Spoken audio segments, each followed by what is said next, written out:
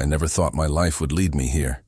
Standing behind the counter of a crumbling roadside motel, tucked deep into the back roads, where even GPS hesitates to draw a line. This wasn't my dream. Hell, it wasn't even in the same universe as my dream. But life doesn't care about what you want.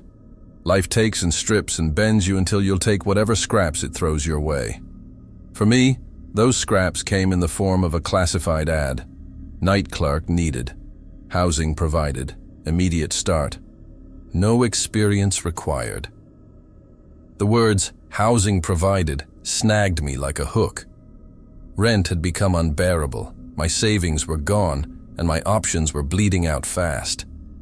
So, I called the number. The voice on the other end was low and tired, belonging to a man who didn't even bother with pleasantries. He asked if I had a car. I said yes.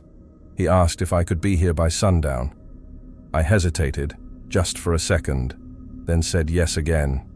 Directions were mumbled, not an address, but a sequence of turns. Take Highway 14 until the sign disappears, then head west until the road feels wrong. I should have noticed the phrasing. Until the road feels wrong. Who talks like that? But desperation makes you ignore red flags. It makes you ignore the way your stomach knots when you pack your single duffel bag, the way your hands tighten around the steering wheel as the city falls away and the roads grow thinner, lonelier. The motel came into view like a scar carved into the landscape. A long, low building squatting against the tree line, its paint the color of dirty snow, its neon sign buzzing weakly in the dusk. Rest Easy Motel. The E in rest flickered, so it read more like R Saint Easy. Nothing about it looked easy. The parking lot was mostly gravel and potholes, and it was empty, except for a single beat-up pickup truck parked near the office. The air smelled faintly of mildew and gasoline, the kind of smell that sticks to your skin no matter how much you scrub. Inside, the office was small and claustrophobic. Faded floral wallpaper peeled at the corners. A ceiling fan spun lazily, each rotation making a faint clicking noise, like it was one push away from breaking. Behind the counter sat the man from the phone call. The manager, I assumed. He didn't introduce himself right away. He just looked me over with heavy, bloodshot eyes and muttered, "You're on time." His skin was sallow, his shirt stained with what looked like coffee, and his voice carried the weight of someone who hadn't slept in years. When he finally stood, he didn't offer his hand. Instead, he gestured to the counter behind him. That's when I saw it for the first time. A laminated sheet of paper, yellowed at the edges, taped against the wall. The heading at the top read simply, Rules. At first, I thought nothing of it. Every job has rules. Don't steal from the register. Don't give out free rooms. Don't harass the guests. But as my eyes slid down the list, something in my chest tightened. These weren't the rules of a normal workplace. Always lock the office door at 11 p.m. sharp. Never rent room 6. Never check in a guest who arrives barefoot. If you hear knocking after 3 a.m., do not answer. If you must go outside after midnight, do not look at the tree line. I swallowed hard, forcing a laugh. "Some kind of joke?" I asked. The manager's face didn't move. His eyes didn't even blink. He just said, "Follow them, or leave." It wasn't said like a warning. It was said like a fact, an inevitability. I told myself he was just trying to scare me, some small-town hazing ritual. Maybe he got off on spooking new hires, testing how gullible they were. That was the only explanation that made sense. But even as I thought it, my skin prickled. Still, I needed this job. I needed the paycheck, the roof over my head. So I nodded. Got it. The manager gave me a key to one of the rooms, room 3, and told me that when I wasn't on shift, I could stay there free of charge. Then he handed me the front desk logbook, its pages filled with cramped handwriting. "It's quiet," he said, his voice low and rasping. "Most nights, nothing happens. Just don't forget the rules." I carried my duffel into room 3. The walls smelled faintly of mold, and the carpet had stains I didn't want to think about, but it was mine. 4 walls, a bed, a roof. I dropped my bag and sat on the edge of the mattress, staring at the peeling paint on the door. Through the thin curtains, I could see the parking lot stretching empty under the flickering neon sign. Beyond that, the trees swayed, black silhouettes against the deepening night sky. They looked too close, like they were leaning forward, listening. I tried to tell myself it was peaceful, remote, quiet, a fresh start. But peace doesn't press on your chest like a weight. Peace doesn't make you glance at the clock every few minutes, waiting for something unnamed to happen. Peace doesn't live inside laminated rules taped to a wall, rules that feel less like guidelines and more like a warning carved into stone. That night, I sat behind the counter for the first time, the silence of the office buzzing in my ears. My fingers drummed against the desk, tapping nervously without rhythm. The ceiling fan clicked above me. The neon sign hummed outside, and my eyes kept darting back to the rules. I read them over and over, each word sinking deeper into me. Never rent room 6. Never check in a barefoot guest. Do not answer the knocking. The longer I stared, the less they looked like ink on paper. They felt alive, like the motel itself had. Written them, like the building was whispering into my bones, obey or suffer. That was my first night at the Rest Easy Motel. And even then, before the knocks, before the shadows, before the truth of room 6, I knew something was wrong. Something about this place was waiting, and it was waiting for me. I didn't sleep much my first night at the Rest Easy Motel. Not because of noise. There was none. That was the problem. The silence here wasn't the kind of quiet you get in the country, where crickets chirp and wind moves through the grass. This was heavier, almost manufactured, like something holding its breath. By the time dawn bled gray over the parking lot, I was already awake, sitting at the desk with a cup of bitter coffee that tasted like rust. The rule sheet was still taped to the wall, the laminate catching the early light, making the black text look sharper than it had the night before. I told myself I should stop staring at it. But my eyes dragged down the list again and again, no matter how much I tried to look away. The words clung to me, always lock the office door at 11 p.m. sharp. That one seemed almost normal, like security. But why so precise? Why not 10:55 or midnight? Never rent room 6, that was the one that made me shiver. Why even keep a room if it was off limits? Was it condemned? Infested with mold? But then, why not just board it up? Never check in a guest who arrives barefoot. That one was stranger. Who the hell checks into a motel without shoes?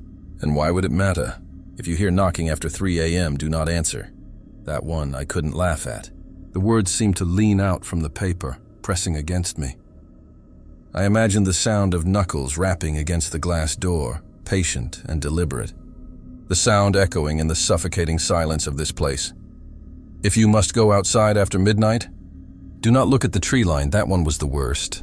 The trees already looked like they were listening. The thought of being forced not to look at them made the skin between my shoulder blades tighten, as though the act of not looking would somehow invite them closer. I rubbed my eyes, pushing the thoughts away. "It's just a gimmick," I whispered under my breath. Creepy branding.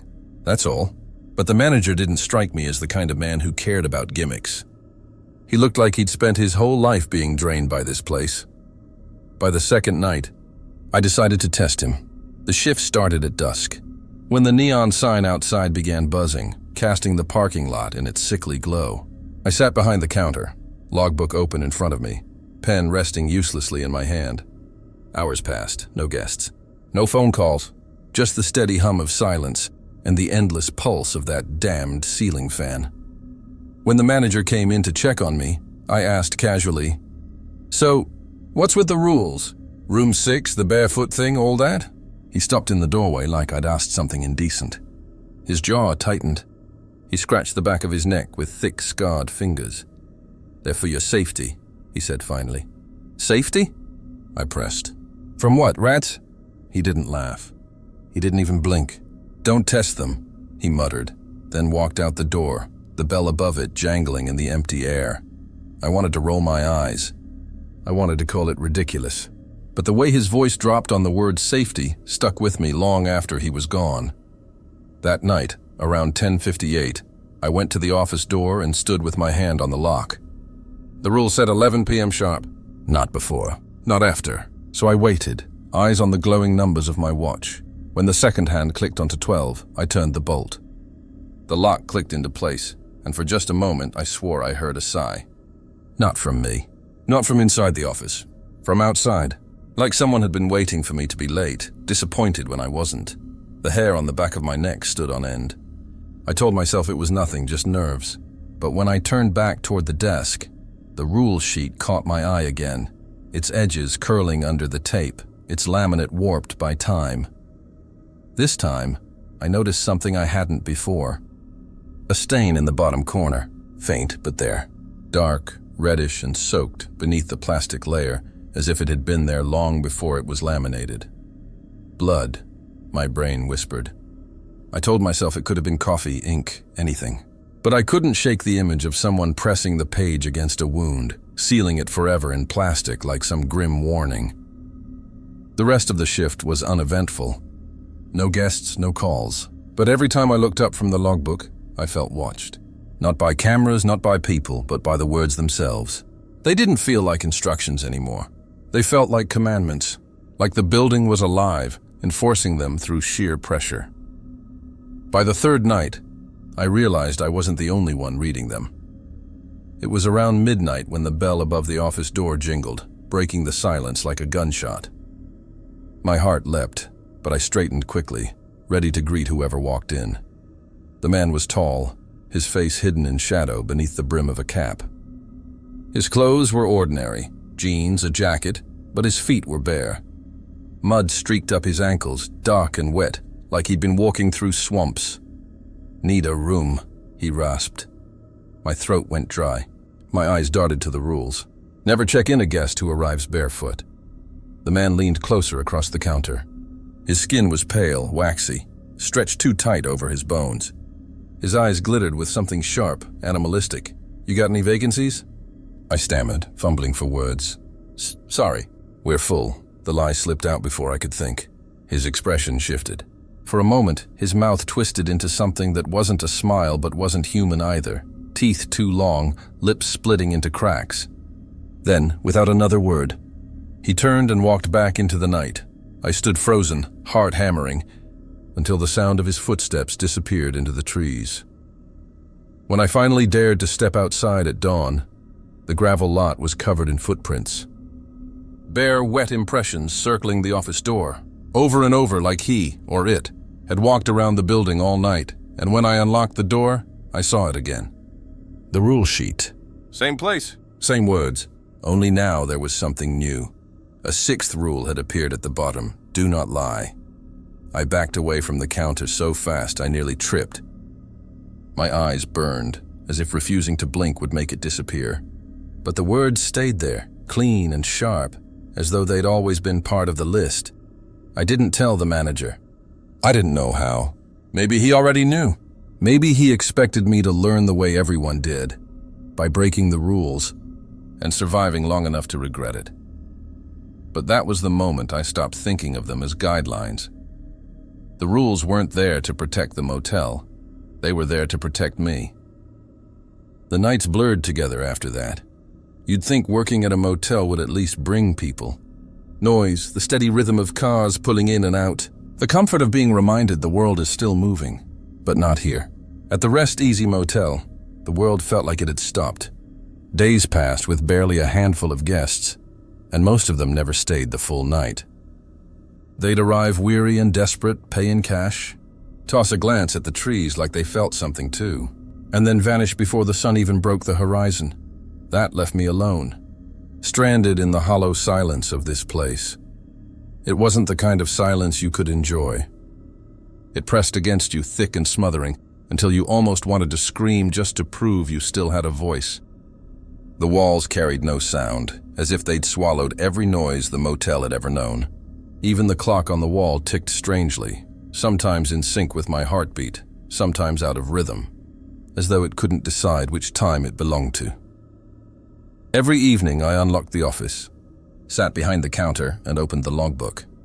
The ritual was simple. Write the date, note the guests, watch the lot. Yet I couldn't keep my eyes from drifting back to the laminated sheet on the wall. The rules owned me now. I'd committed them to memory, but I still looked, tracing each line with my eyes like a prayer. The emptiness made them worse. A full motel, noisy and alive, might have drowned out the paranoia. But when every room sat vacant, those words whispered louder. Room 6 loomed in my thoughts constantly, a black spot in the hallway I refused to pass. The idea of barefoot strangers lingered in my mind, haunting every squeak of the gravel outside. And always in the back of my skull, the waiting image of a knock after 3 a.m., slow, deliberate, insistent. Sometimes I caught myself staring at the office door, imagining the sound. I almost thought I heard it once, faint and gentle, like fingertips brushing the glass. But when I leaned forward, heart pounding, it was gone. The quiet stretched me thin. By the 5th night, I started walking the halls just to keep from losing my mind. The motel had 13 rooms, not counting the manager's apartment on the far end.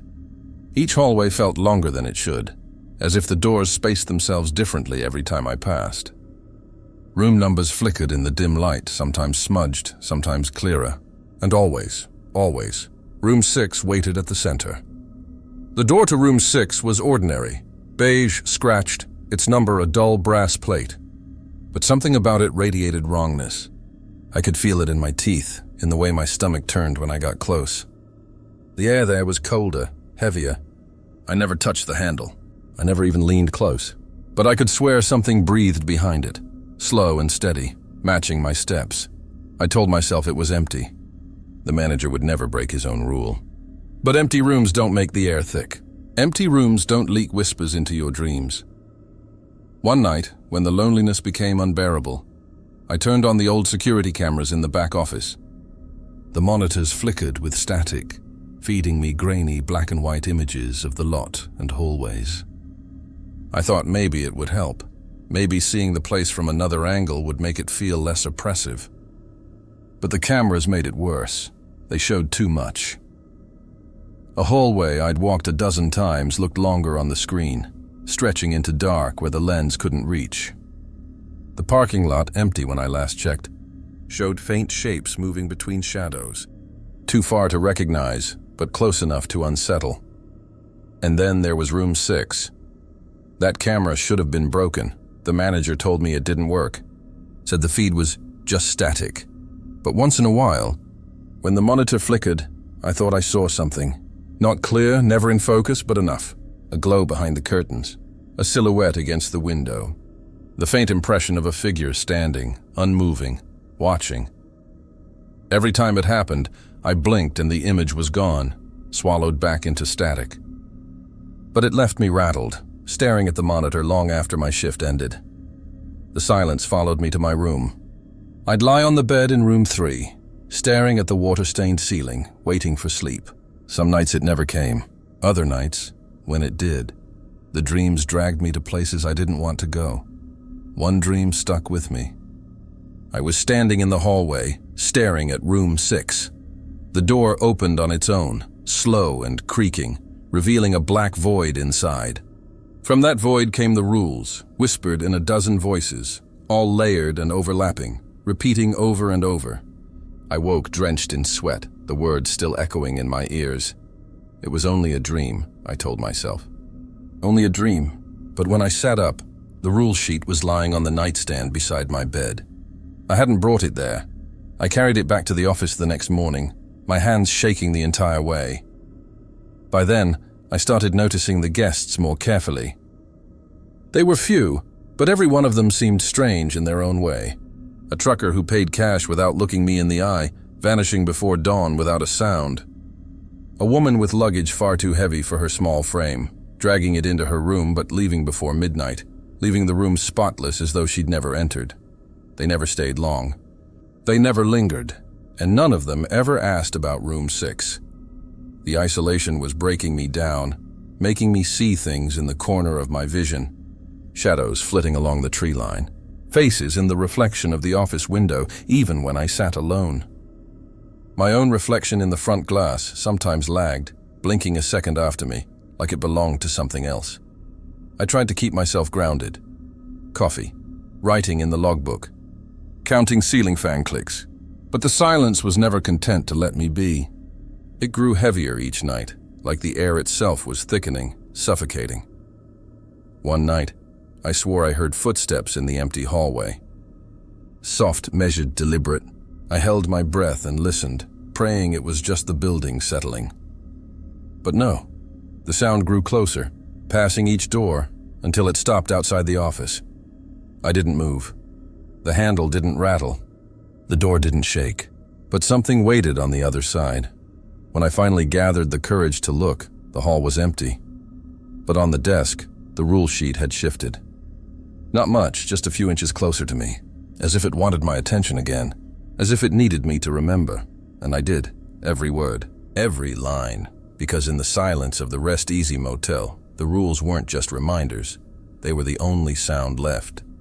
Room 6 had a gravity to it. That's the only way I can describe it. Like some invisible pull that made my eyes wander to it whenever I walked the halls, even though I tried not to. The door itself was nothing special.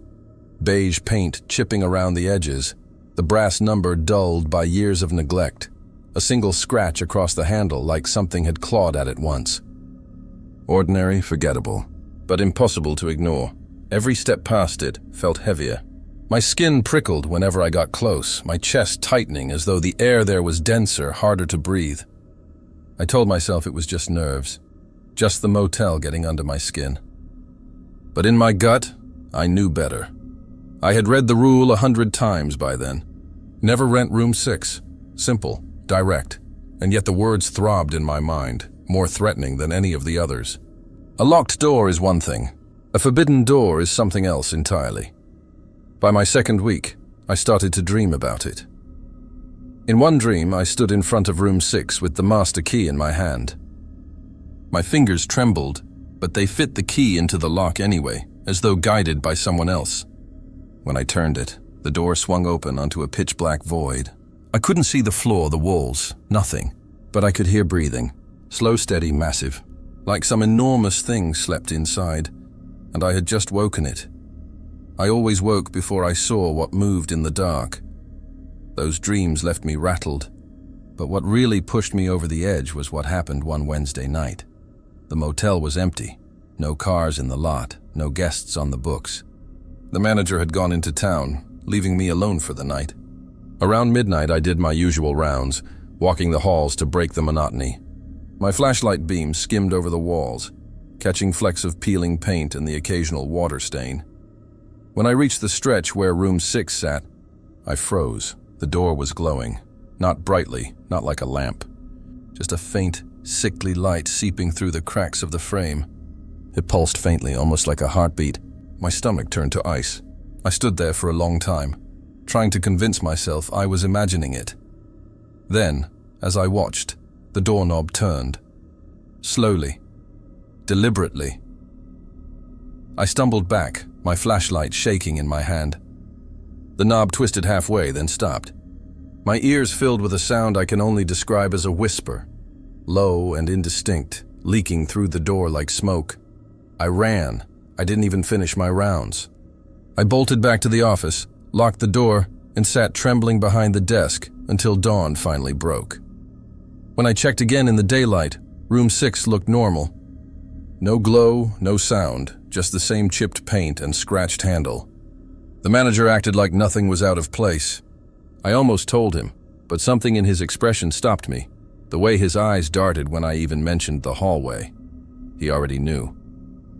The next night, it got worse. I was nodding off in the office when I heard footsteps. Not in the hallway this time, but directly above me. The ceiling creaked under the weight of slow, dragging steps. My heart lurched. There wasn't supposed to be anything above the office but the roof. I grabbed the flashlight and stepped outside, shining it up at the shingles. Nothing. No one. The roof was empty, slick with dew under the moonlight. When I turned back toward the building, my beam caught on room 6's curtains. They were moving, not fluttering, not shifting from a draft. They swayed in a rhythm side to side, as though someone inside was brushing them with their hand. That's when I heard it. A voice. Faint, muffled, but clear enough to make my blood run cold. "Don't look." The words slid through the wood and glass, seeping into me like ice water. My knees nearly buckled. I couldn't move. I just stood there, flashlight trembling, staring at those swaying curtains. The voice came again. Sharper this time. "Don't look." I ran back inside, slammed the office door and locked it even though it was barely past midnight. My chest heaved, sweat rolling down my neck despite the cool air. That night, when I finally collapsed into the bed in room 3, I prayed for dreamless sleep. Instead, the whispers followed me.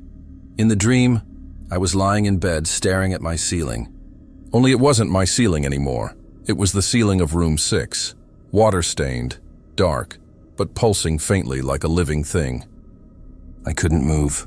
My body was pinned to the mattress, my head locked, facing upward. From the corners of the ceiling, hands began to emerge. Pale, skeletal hands pressing through the plaster like it was soft clay. They reached downward, clawing toward me, and through it all, the same whisper filled my skull. "Don't look." I woke, gasping, clawing at my sheets. The rule sheet was lying on my chest. I don't know how it got there. After that, I couldn't avoid room 6 anymore. I passed it quickly on my rounds, but the pull was stronger than ever. I'd feel the weight of it at my back, like something pressing its forehead against the other side of the door, waiting for me to turn. One night, I gave in.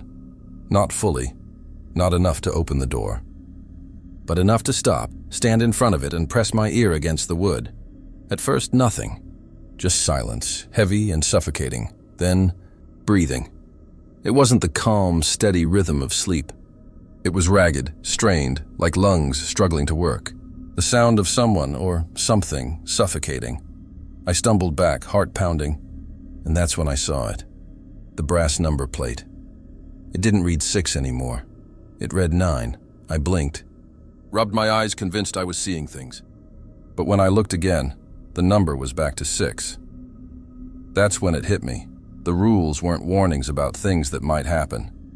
They were anchors, keeping this place in place, keeping the motel from sliding into something else. And room 6, it was the center of it all. I didn't tell the manager. I couldn't. Something in my gut told me he'd just say what he always said. Follow the rules or leave. But leaving didn't feel like an option anymore. Not because I needed the job, not because of money, because the motel wasn't going to let me go. I don't know what's inside room 6, but I know this. It knows me, and it's waiting.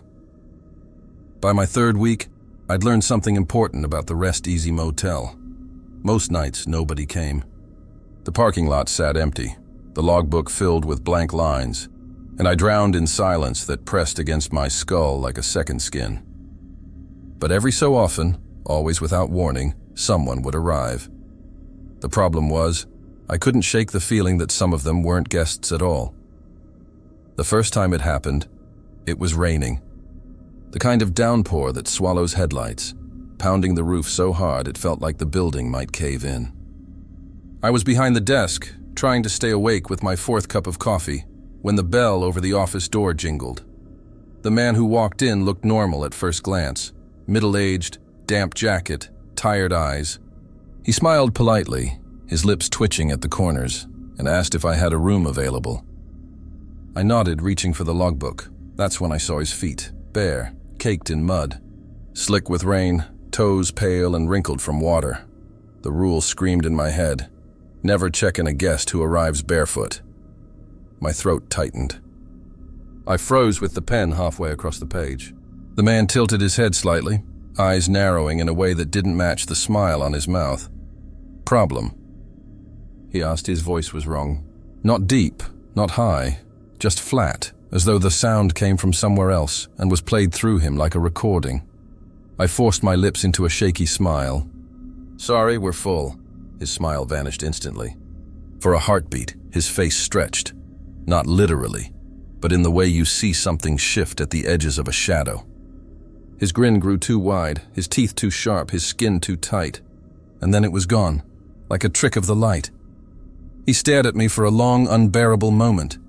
Then, without a word, he turned and walked back into the storm.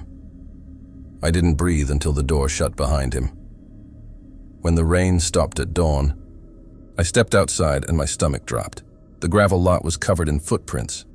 Bare, wet impressions circling the office, overlapping dozens, hundreds of times, as though he had walked around the building all night. Around and around, waiting for me to slip. That morning, when I checked the rule sheet, there was something new scrawled faintly beneath the laminate. A rule I hadn't seen before: do not lie.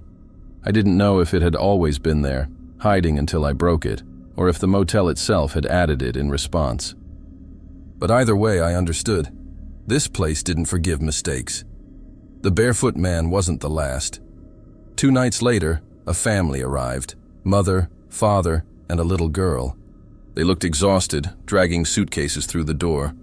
I almost sighed with relief. They looked normal. I gave them a key, took their cash, and watched as they trudged down the hall to room 5. The girl clutched a stuffed rabbit, its fur ragged, its button eyes hanging by a thread. She never looked at me. Not once. Hours passed. Around midnight, I checked the monitors. The family was gone. Their car was still in the lot. Their bags were still inside the room. But the beds were untouched. The only thing left was the stuffed rabbit, sitting upright on the nightstand, facing the camera. I locked the office door and didn't move until morning. When I checked room 5 at dawn, it was spotless. The rabbit was gone. The logbook page where I had written their names was blank, like they'd never existed. After that, I stopped trusting anyone who walked through the office door. There was the man in the suit who asked for directions but never blinked. The woman who carried a suitcase so heavy it left drag marks in the carpet. But when I peeked into her room after she left, the suitcase sat in the corner, light as paper. And then there was the couple. They came just after 2 a.m. The man was tall and thin, the woman small and pale. They walked into the office hand in hand. But when I looked down, my heart stopped. Barefoot. Both of them. Their skin was smeared with dirt up to their knees. Their toenails cracked and blackened. I gripped the desk so hard my knuckles turned white. "Room?" the man asked. His voice was smooth, too smooth, like silk stretched too tight. I shook my head. "We're full." The woman tilted her head, studying me with eyes that seemed too dark, too deep. Her lips parted, revealing teeth that looked more like shards than bone. The man leaned closer. "Are you sure?" I swallowed, my mouth dry as ash. Positive. For a long, unbearable moment, neither of them moved. Then in unison, they smiled. It wasn't a warm smile. It wasn't even human. It was hunger, stretched across their faces. Without another word, they turned and walked out the door. But they didn't leave. All night, I heard them. Footsteps crunching in the gravel, circling the building, sometimes stopping right outside the office, sometimes pacing by my window. Once around 3:30, I heard a knock, soft, deliberate, against the glass. I didn't answer. I didn't even breathe. When dawn finally came, the lot was empty. But the footprints remained, circling, endless. And on the desk, the logbook was open to a blank page. In the center, written in a hand I didn't recognize, were 3 words: "We'll come back." I slammed the book shut and shoved it in a drawer. That day, I told myself I should leave. Pack my bag, drive until the motel was just a memory in the rearview mirror. But something in me knew it wasn't that simple. The rules weren't just for the motel, they were binding me. The moment I took the job, I was part of it. Leaving wouldn't save me. It would follow. So I stayed. I sat behind the counter each night, staring at the rule sheet until my eyes burned, praying for silence. But silence was never enough. Because now, whenever the office door opened, I couldn't tell if I was checking in a traveler or letting something else inside. I thought I was ready for it. I had read that rule so many times it was etched into me. If you hear knocking after 3 a.m., do not answer. Easy enough, right? Lock the door, keep your head down, ride out the night. But nothing about the Rest Easy Motel is easy. It happened on my 21st night. I remember the exact time because I had been staring at the clock for what felt like hours, watching the red digits crawl toward 3:00. The office was silent except for the hum of the neon sign, bleeding sickly light through the blinds. The logbook lay open in front of me, but I hadn't written a single word. I couldn't focus. My body knew something was coming. At 3:17 a.m. it began. The first knock was soft, gentle. 3 slow taps against the glass door. My head snapped up, my breath catching. The rule screamed in my skull, "Do not answer." I froze, hands flat on the counter. My heart hammered so hard I thought it might shake me apart. Then came the second knock. Louder this time, firm, deliberate. I squeezed my eyes shut, praying it would stop. The silence pressed down, heavy, suffocating, before the third knock rattled the glass. It wasn't the sound of someone asking to be let in. It was the sound of someone who already belonged there. I told myself not to move, not to look. But curiosity is a poison. My eyes slid toward the window despite myself. The glass was fractured. Not shattered, fractured. Thin spiderweb lines spread from the center, like ice cracking on a frozen pond. And through that glass, in the faint reflection of the neon, I saw a shadow. It wasn't a person. It was tall, too tall, its shoulders brushing the frame of the door. Its head tilted at an angle that made my stomach lurch. And though the blinds hid most of it, I could feel its gaze drilling into me. The knocking came again, harder, faster. My teeth rattled with every strike. "Do not answer." I clung to those words like a lifeline. My hands dug into the counter, nails scraping wood. Sweat dripped into my eyes. I whispered the rules under my breath like a prayer, each syllable shaking, and then, just as suddenly, it stopped. The silence that followed was worse. For a long time, I didn't breathe.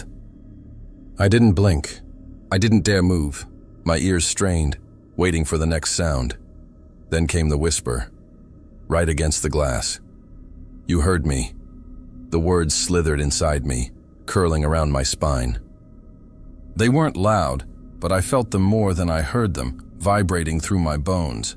I wanted to run, to scream, to do anything except sit frozen in that chair. But I couldn't. My body didn't belong to me anymore. The whisper came again. Louder this time. "You heard me." I don't know how long I sat there. Minutes, hours, it all blurred together. By the time I found the strength to move, dawn had begun bleeding gray through the blinds.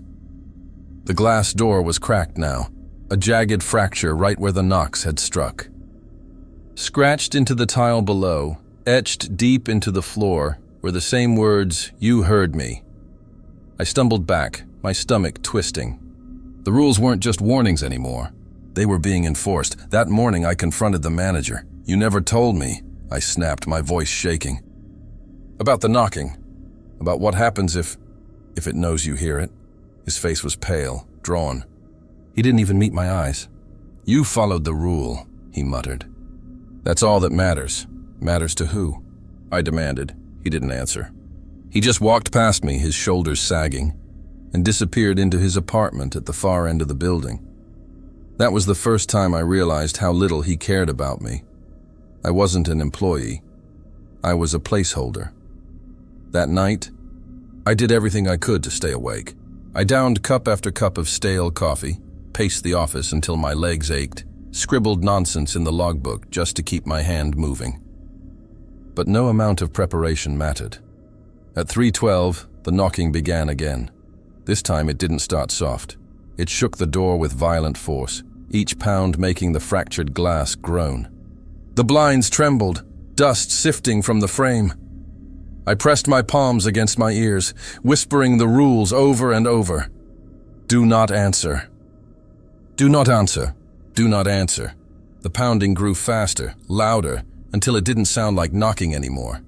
It sounded like something trying to break through, fists slamming against the barrier of thin glass and cheap wood.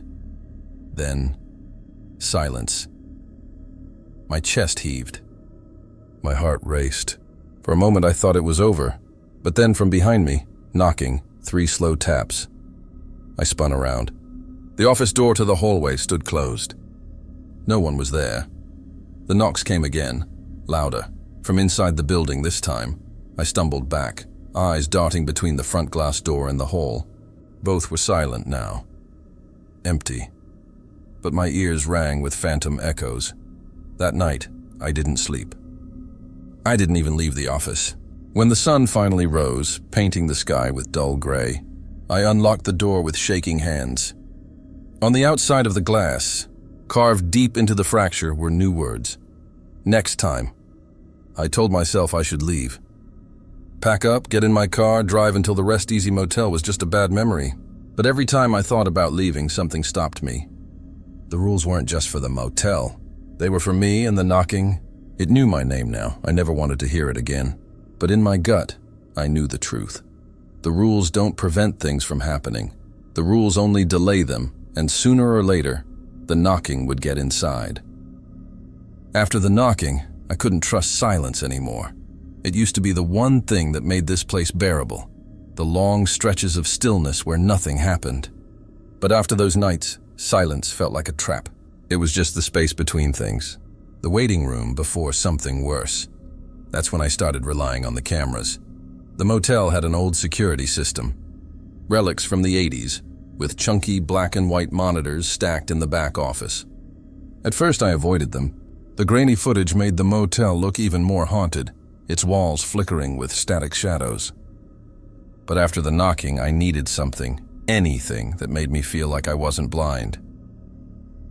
The first night I watched them, I almost convinced myself they helped. The lot sat empty, the halls stretched long and quiet, each room door shut tight. The cameras gave me angles I couldn't see from the desk, and for a little while, that felt like control. But control doesn't exist here. The cameras lied. Or worse, they told the truth too clearly. It started small. I was watching the hallway feed when I saw myself. I was sitting at the desk in the office, exactly where I already was. But there I was again, on the monitor, walking slowly down the hall. My flashlight beam wavered against the walls, illuminating doors one by one until I stopped in front of room 6. My stomach turned. I hadn't moved. I was still in the chair, my legs stiff, my fingers gripping the desk. But the camera showed me standing there, tilting my head toward the door, hand hovering over the knob. I blinked, and the figure was gone. The hallway was empty again. I told myself it was a glitch, a replay from an old tape feeding into the live system. But when I checked the recorder, the machine wasn't even running. The footage was live. The next night, I kept the cameras on again, desperate to prove it was just a one-time trick. For hours, nothing happened. Just static, empty halls, the quiet parking lot. Then around 2:45, the feed for room 4 flickered. A guest walked out. The problem was, no one had checked into room 4. The logbook was blank. I knew for certain every room was empty. But there he was, a man in a dark coat, his face blurred, his hands hanging limply at his sides.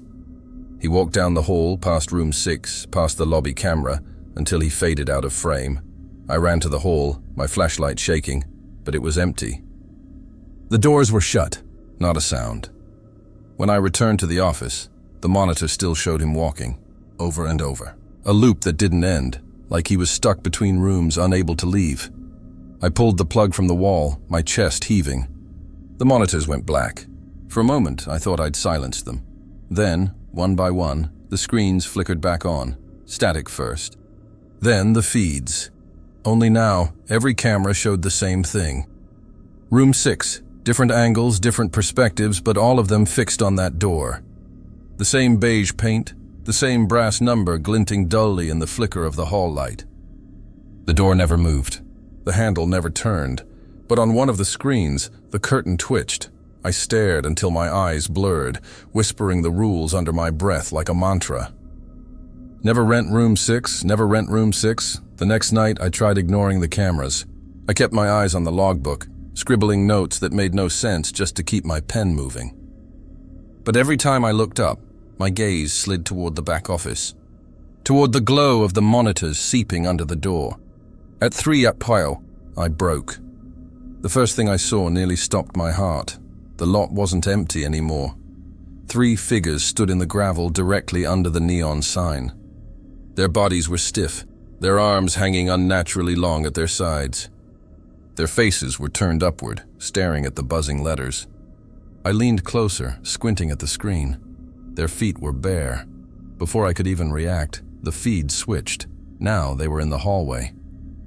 All three of them, standing shoulder to shoulder in front of room 6, their heads tilted toward the door. They didn't move. They didn't breathe. I wanted to look away, but my body betrayed me. My eyes locked on the screen, my throat dry, my chest aching. Then, without warning, all three turned their heads toward the camera at the same time, toward me. I slammed the monitors off. I didn't care if they came back on. I couldn't watch anymore. The silence that followed was worse than the knocking. When I finally crawled back to my room at dawn, I barely made it through the door before collapsing on the bed. Sleep dragged me under immediately. In the dream, I was standing in the office again, staring at the cameras. But the screens weren't showing the motel anymore. They were showing me, every angle of me, from the front, from the side, from behind, and on every screen, I was smiling. Not me. Not my smile. Something else using my face. I woke with a scream caught in my throat, sweat soaking my sheets. The rule sheet was on the pillow beside me, but it wasn't the same. The 5th rule, if you must go outside after midnight, do not look at the tree line, was gone, erased. In its place was something new. Do not trust what you see. I don't know if the motel changed it, or if the cameras did, but from that night on, I couldn't look at the feeds without feeling like I was looking at the motel's real face. Not the peeling wallpaper, not the sagging roof, the true face beneath the skin, and the worst part, that face was starting to look like mine. I'd been working at the Rest Easy Motel long enough to know something was horribly wrong, but I still didn't understand the shape of it. The rules were warnings, yes, but warnings against what? Against people? Against things? Against the motel itself? I thought the manager had the answers. He had to. He'd lived with this longer than me. The way he watched the halls, the way he never spoke of the rules but always lingered near them, told me he knew more than he admitted. So one night, after another shift spent staring at the cameras until my eyes burned, I snapped. I cornered him. It was early morning, just as the gray light of dawn smeared itself across the parking lot. The manager was standing outside smoking a cigarette, his shoulders hunched, his face hidden under the bill of his cap. He didn't look surprised when I stormed up to him. "You need to tell me," I said, my voice hoarse from a night of silence. "What is this place? What's in room 6? What the hell are these rules protecting us from?" He didn't answer right away. He took a slow drag, exhaled smoke that twisted in the cold air, then finally turned his eyes on me. They were red-rimmed, hollow, tired in a way that went beyond exhaustion. "You lasted longer than the others," he muttered. "What others?" I demanded. He shook his head, flicking ash into the gravel. "They don't last. They break the rules, or they think the rules don't matter. Either way, the motel eats them." The words hit me like ice water. "Eats them?" He finally looked me in the eye. "What do you think happens when someone checks into room 6? Or when you open the door after 3 a.m.? Or when you let the barefoot ones inside?" My mouth went dry.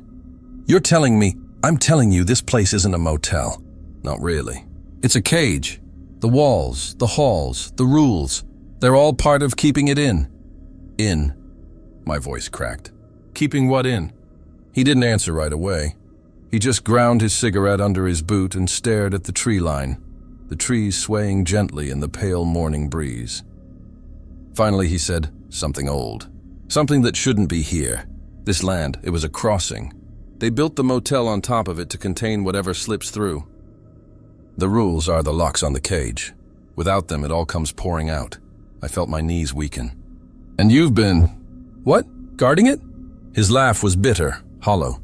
"Guarding it?" "No, feeding it. Keeping it satisfied. Making sure the locks hold. My father worked here before me. His father before him. This place has always needed someone, and when you showed up, you became the next in line." I shook my head violently. No, I just answered a classified ad. That's it. I didn't sign up for this. You think the ad was for you?" He snorted. "The ad was for anyone. Doesn't matter who fills the chair. The motel chooses who stays, and it looks like it's chosen you." I staggered back, my stomach twisting. "I can leave. I can pack my bag and drive away." He shook his head slowly. "Try. You'll be back before sundown. The road will bend you right back here. Always does. The words sank into me like poison. My skin crawled, my breath came shallow. I wanted to call him a liar, to scream that he was just trying to scare me. But deep down I knew he wasn't lying. The motel had already wrapped its claws around me. Still I pressed. What happens if the rules break? He lit another cigarette, his hands trembling. Then the motel stops holding them in. And believe me, you don't want to see them loose. Them, plural. I wanted to ask more, but the look on his face silenced me. His eyes weren't just tired now, they were terrified. Whatever he had seen, whatever he had lived with, had hollowed him out from the inside. For the first time, I realized the manager wasn't the warden of this place. He was a prisoner too. That night his words gnawed at me. I sat behind the counter staring at the rule sheet until my vision blurred, replaying every encounter in my mind. The barefoot couple, the knocks at 3:17, the figures on the cameras, the whispers from room 6. Each one wasn't random. Each one was pressure on the locks, testing them, waiting for someone, me, to make a mistake. I thought about the family who disappeared, the stuffed rabbit left behind. Were they taken because I slipped, or because the rules weren't enough anymore? The motel didn't just contain, it consumed, and now I was part of it. Hours passed, the clock crawling toward midnight.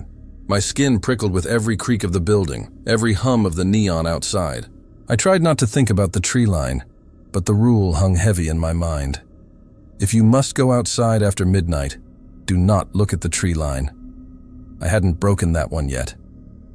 But the longer I stayed, the more I felt the trees leaning closer. Like they were waiting for me to glance up, to lock eyes with something staring back. Around 2:00, the manager came into the office. He looked worse than ever, sweat glistening on his forehead, his shirt stained with something darker than coffee. He sat heavily in the chair across from me, his breath ragged. "It's getting worse," he muttered. "The rules are slipping. Used to be months between incidents. Now it's every night. What do we do?" I asked, my voice barely a whisper. He shook his head. "We don't do anything, we endure." "That's all we can do." His words made my stomach turn.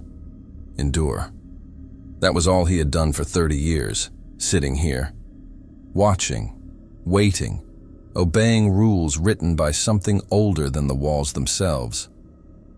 I stared at him, really stared, and for the first time I pitied him. He wasn't just my boss, he was my future. If I survived long enough, this place would hollow me out the same way. As he left the office, I noticed something I hadn't before. His shadow stretched too far. The light from the desk lamp barely reached the floor, yet his shadow stretched across the entire lobby, up the wall, twisting unnaturally against the ceiling, and in that moment, I realized the motel wasn't just changing me, it was changing him too.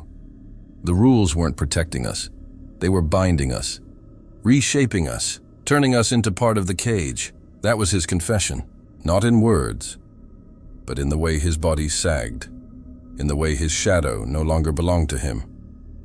And I knew then that if I stayed long enough, my shadow would stop belonging to me too.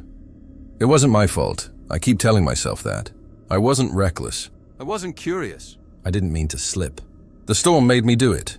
It started just after midnight, when the sky tore itself open. Sheets of rain hammered the roof. Wind howled like a screaming animal, and the power went out all at once, just snapped into silence. The ceiling fan stopped mid-spin. The neon sign outside went dark, and the office drowned in blackness. My flashlight barely worked, its beam flickering with every shake of my hand. Without the hum of the sign, without the buzz of electricity, the silence felt even heavier, pressing against my ears until I swore I heard voices in it. That's when the locks froze. The office door wouldn't budge. The key jammed in the mechanism. I tried over and over, twisting until my hands ached, but it was no use. The motel was sealing itself up. Then came the knock. Too early, too sudden, but unmistakable. 3 deliberate taps against the fractured glass. I froze, every nerve screaming. Do not answer. Do not answer. But the storm swallowed the sound almost instantly. The wind rattled the building. Thunder shook the floor. And then the knocking came again, louder, harder, sinking with the thunder like it was part of the storm itself. I backed away, clutching the flashlight like a weapon. The beam shook across the rules taped to the wall. I read them out loud like a child reciting a prayer. Lock the office at 11. Don't rent room 6. Don't check in barefoot guests. Don't answer the knocking. Don't... A scream cut me off, high-pitched, human. It came from room 7. I froze, my skin crawling. There weren't any guests. The logbook was empty. Every room should have been vacant. But the scream came again, muffled through the storm, raw with terror. Without thinking, I ran. The rule echoed in my skull. Never leave the office after midnight unless necessary. But what counted as necessary? Was a scream enough? My brain scrambled for answers, but my body was already moving, slamming into the hallway. The corridor stretched long in the weak glow of my flashlight, the storm outside throwing warped shadows through every curtain. I sprinted past rooms 3, 4, 5, each door silent, closed tight, until I reached room 7. The door rattled violently, something slamming against it from the inside. "Help me," a voice shrieked. I fumbled for the master key, my hands slick with sweat. I didn't think, I didn't breathe. I shoved the key into the lock, twisted, and flung the door open. The screaming stopped instantly. The room was empty. The bed was made. The curtains were still. The air smelled faintly of mildew and dust. Then I heard it, knocking, behind me, slow, deliberate, against the open door I had just walked through. I turned, my heart thundering in my chest. The hallway wasn't the same. It stretched longer, darker, the walls bending in unnatural angles. Doors I didn't recognize lined the corridor, their numbers shifting and melting like wet paint. And at the far end, just barely visible in the flicker of lightning, stood a figure, barefoot, smiling. I stumbled back into room 7, slamming the door shut. My flashlight sputtered, the beam flickering across the stained wallpaper. The knocking began again, this time from inside the room. I whipped around, my light catching on the closet door. It rattled, shaking against its hinges. Then the voice came, not a scream, not a whisper. A calm, measured voice that slid under my skin. "You broke the rule." The closet door creaked open an inch. Darkness deeper than any shadow stared back at me. I bolted. I didn't care if the hallway twisted, if the motel was rewriting itself around me. I ran until my lungs burned, until the walls seemed to pulse with every beat of my heart. I don't know how long I ran before I finally stumbled back into the office, slamming the door behind me. The monitors in the back office flickered to life on their own. Every screen showed the same thing, room 6. The door pulsed faintly, glowing with that same sickly light I'd seen before. Only this time, the door wasn't closed, it was wide open. The cameras showed darkness spilling out, swallowing the hall like ink poured into water. Figures writhed in the shadows, their faces stretched into hungry grins, their bodies bending in ways that broke the laws of bone. And through the speakers of the security system, layered over the static, came the voice again. "You broke the rule." The storm raged outside, thunder shaking the floor. But all I could hear was that voice. I looked at the rule sheet, desperate for guidance. But the words had changed. The letters swam on the page, blurring and shifting until they rearranged themselves into something new. The rules are broken. The laminate cracked, splitting down the center. The paper inside pulsed faintly, like a beating heart. I backed into the corner, trembling, whispering to myself that it wasn't real, that I was hallucinating. But the air in the office grew heavier, thicker, until I felt hands pressing against my skin from all sides. The knocking returned, louder than ever, shaking the building, only this time, it wasn't confined to the door. It came from the walls, from the ceiling, from the floor. Every surface of the office throbbed with pounding fists, dozens, hundreds of them, all demanding to be let in. I screamed, covering my ears. But the sound burrowed inside me, and then, just as suddenly, it stopped. The silence that followed was worse. I opened my eyes slowly, my breath ragged. The office looked the same as always. The counter, the logbook, the humming lamp, but the rule sheet was blank. Every word, every line, gone. Just a piece of yellowed paper under cracked laminate. That's when I understood. The rules weren't guidelines. They weren't advice. They were the only thing holding this place together, and now they were gone. When the rules disappeared, the motel changed. At first it was subtle. So subtle I almost convinced myself I was imagining it. The air felt heavier, the lights dimmer, the walls closer than before. But the longer I stayed inside the office, the more I realized nothing was stable anymore. The building was shifting, the hallway stretched too far. I'd looked down toward room 3, where my own bed waited, and the corridor seemed to ripple like heat haze, stretching on into a black distance. The floor creaked under my feet, boards bending as though something massive pressed against them from below. The motel was breathing. I locked myself in the office, clutching the useless rule sheet in my hands. The laminate was cracked, the paper blank, but I couldn't let it go. I felt like if I dropped it, the last thread of order would snap. The silence didn't last. The first scream tore through the building around 1 a.m. It was raw, high-pitched, echoing through the halls. I staggered to the monitors, my fingers trembling as I flicked them on. The cameras showed chaos, room doors slamming open and shut. Guests I had never checked in pouring into the hallways, men, women, children, all with blurred faces and jerky movements, like marionettes pulled by invisible strings. Their mouths hung open, screaming, but no sound carried through the speakers. The hallways twisted on the screens, doors shifting positions, numbers changing mid-frame. Some rooms opened onto black voids, others onto tree lines swaying under blood-red skies, and at the center of it all was room 6. The door was gone. In its place yawned a gaping hole, shadows spilling out like tar. From that hole came shapes, long-limbed, contorted, dragging themselves into the halls. They moved wrong, bending backwards, their heads twitching in spasms. Guests tried to run, but the halls folded in on themselves, dragging them back. I watched a man sprint toward the lobby, only to find the same door again and again. The motel looping him in circles until the shadows swallowed him whole. I stumbled back from the monitors, bile rising in my throat. This wasn't just haunting, this was devouring. The motel wasn't a building anymore.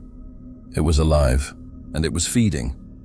The office shook violently, the walls warping, the ceiling bowing like it might collapse. The door rattled in its frame, not from knocking this time, but from the motel itself shifting its bones. I ran to the hallway against every instinct. The air outside the office was thick, humid, like stepping into the mouth of something. The carpet pulsed faintly under my shoes, each step sinking as though I walked on flesh. The screams had stopped. The halls were empty now, but not silent. A low, steady groan vibrated through the walls, like the whole motel was alive and in pain, or pleasure. I passed room 6, or where it should have been. The number was gone. The brass plate melted into the door. Instead, the frame stretched wide, leading into a cavernous void. From inside came whispers, hundreds of them overlapping, layered into a chorus. I couldn't make out the words, but I felt them slither into my head, clawing at my thoughts. I stumbled back, pressing against the opposite wall. The wallpaper peeled away under my hand, revealing something beneath. Not plaster, not wood, flesh pulsing, veined flesh. Warm to the touch, I gagged, ripping my hand away. The motel groaned again, louder this time, and the floor tilted. Doors slammed open down the hall, not revealing rooms but landscapes. One opened onto a black ocean, waves crashing in silence under a starless sky. Another revealed a field of bone-white trees swaying without wind, their trunks splitting open with mouths.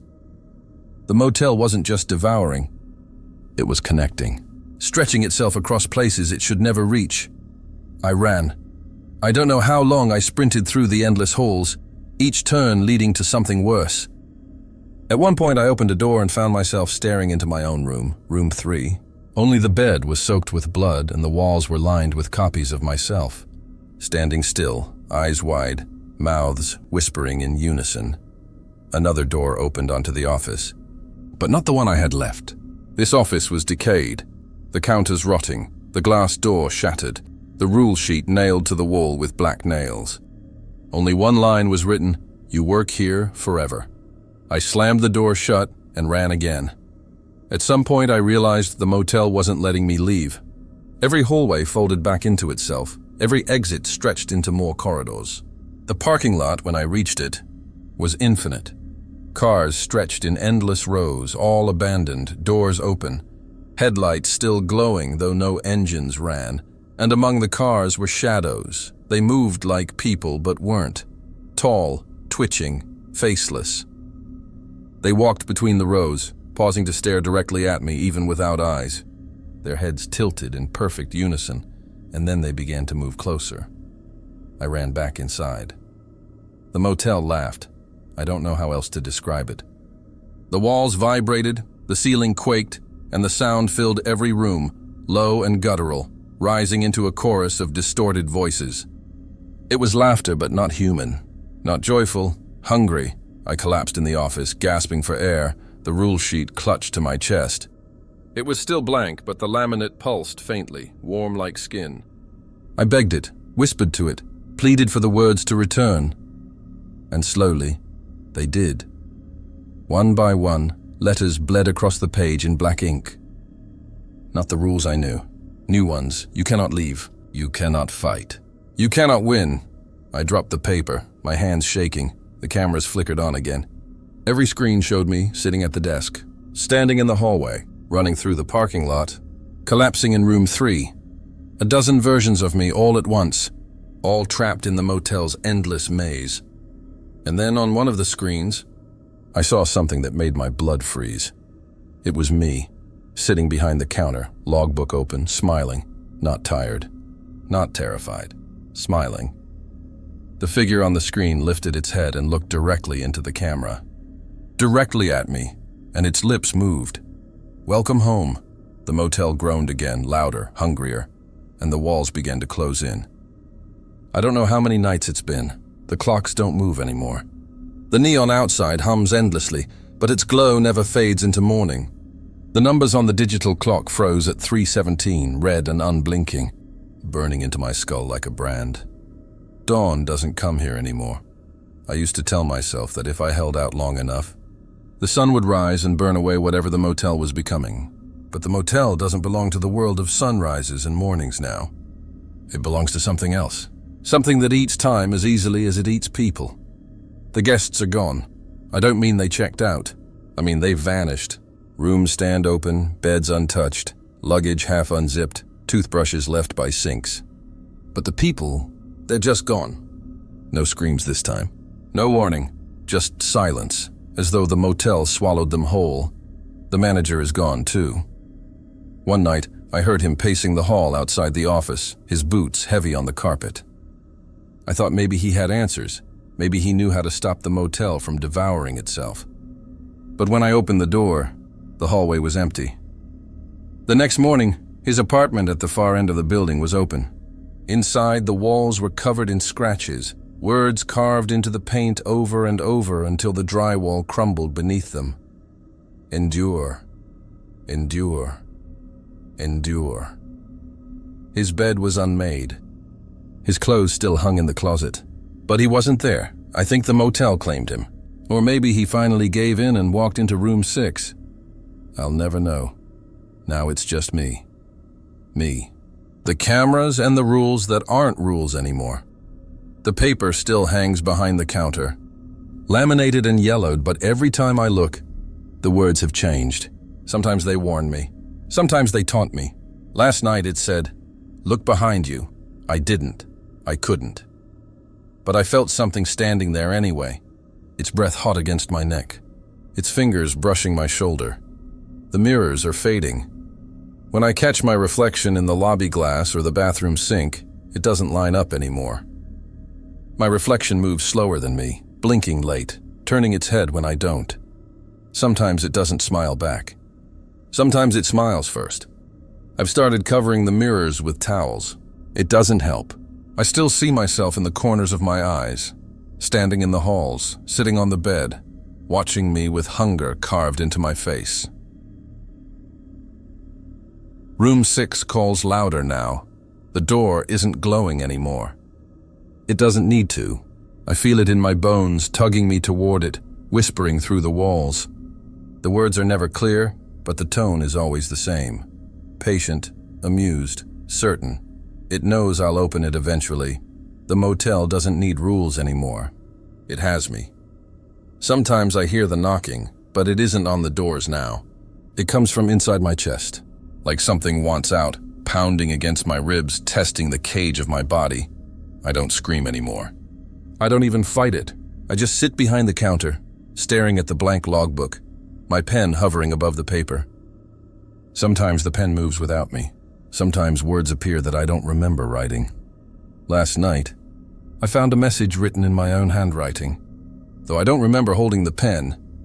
"You belong to us." I ripped the page out, crumpled it, burned it in the ashtray. But when I opened the logbook again, the words were still there. Every page, every line. Over and over, "You belong to us." The motel is alive now. I can hear it breathing in the walls, groaning in the pipes, humming in the lights. It doesn't pretend anymore. It doesn't hide behind rules or whispers. It wants me to know, and I do. I walk the halls sometimes just to prove I still can. The doors don't lead where they should anymore. Room 2 opens onto the tree line, the trees swaying under a sky with no stars. Room 8 opens onto a black ocean, waves rising and falling without sound. Room 11 is the worst.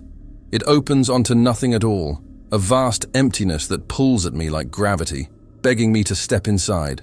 I shut that door quickly, but room 6. I can't avoid it. Every time I pass, the handle twitches. The door breathes. The whispers slide under the crack, curling into my ears. Sometimes it says my name. Sometimes it laughs. Sometimes it just repeats the same word over and over until I nearly collapse from the weight of it forever. I think the motel wants me to understand. That's why it keeps me alive when it's taken everyone else. That's why it hasn't dragged me into the walls or swallowed me into the void. It doesn't want me dead. It wants me here. It wants me to become it. I see it happening already. My reflection doesn't belong to me anymore. My shadow stretches too far, twisting into shapes the light can't explain. My voice sounds different in the silence, hollow, layered, as if something else is speaking through me. I used to think I was the night clerk, the one holding the rules, the one enduring.